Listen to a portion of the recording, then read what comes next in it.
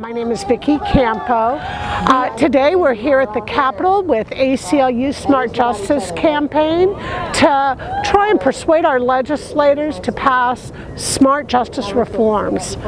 Well, since the 1980s, our prison population has skyrocketed. We've had 4 decades of tough on crime legislation, truth in sentencing reform, and now we're spending $1.1 billion just in the state of Arizona on our prison system. There's no programming to speak of.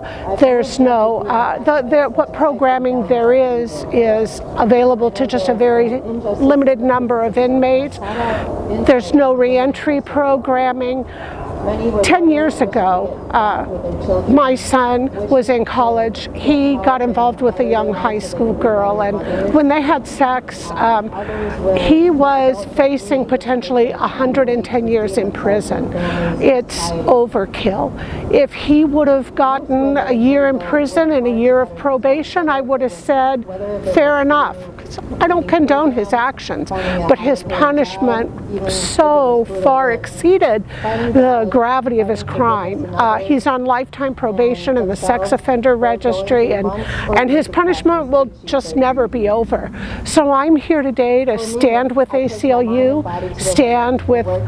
stand for my son, and try to make a difference. We've got to make some changes. More important than my own safety. My son has been unable to find a job. He's had as many as 10 jobs in a year since he's been out. I just recently had to file bankruptcy because I was subsidizing him.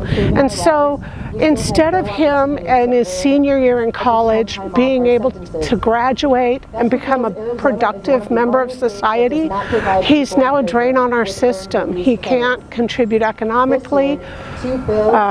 It's not a, there's no way out. There's no way out.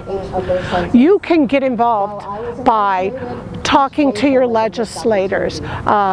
You can advocate for smart justice reform here at the Capitol. You can join groups like ACLU, American Friends Service Committee, and many, many others. Families Against Mandatory Minimums, Women Against the Registry, on and on and on. Really, according to recent polls, 1 in 2 people is directly impacted by this issue, either themselves or someone that they love. And once someone's incarcerated, it's not just them, it's the whole family. It doesn't make victims safer.